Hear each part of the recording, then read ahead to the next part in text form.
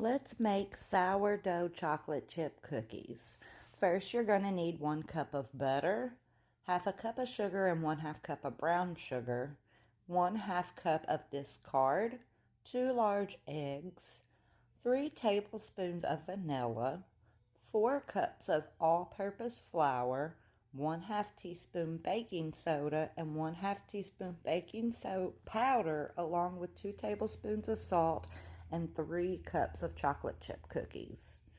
So you're going to mix your butter, your sugars, and your discard together. You're going to mix this in your stand mixer, a bowl with your hand mixer, whichever you choose to do, for about 5 minutes. These sourdough chocolate chip cookies are going on our Twilight buffet tonight for our Twilight golfers at the country club that I work at. We're going to see how well they like them.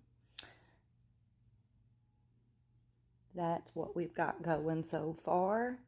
And now we're going to add our 2 large eggs and our 3 teaspoons of vanilla. You're going to want to mix this not 5 minutes, but for a few minutes until it's good and incorporated.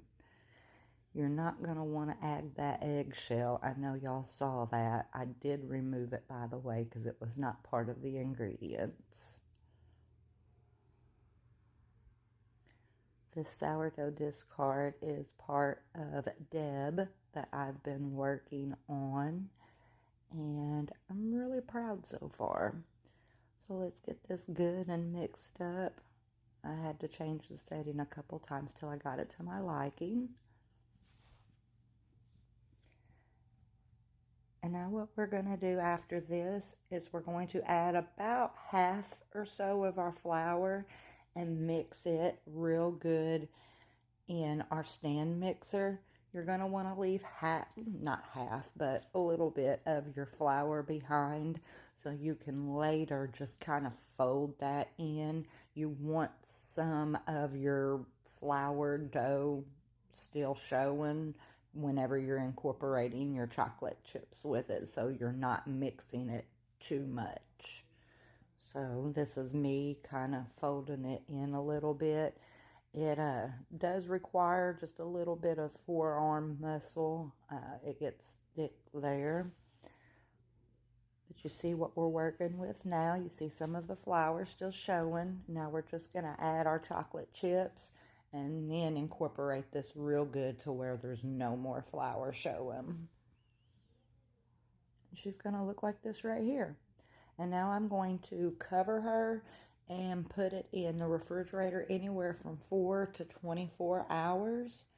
And this is me pulling it out the next morning. I'm going to set my oven for 350. You want to bake them anywhere from 8 to 12 minutes depending on your oven. I ended up baking mine for 12 minutes. This is me testing one, pulling it out of the oven. It looks real good. And then that's after I ate half of it. You can see it's perfect.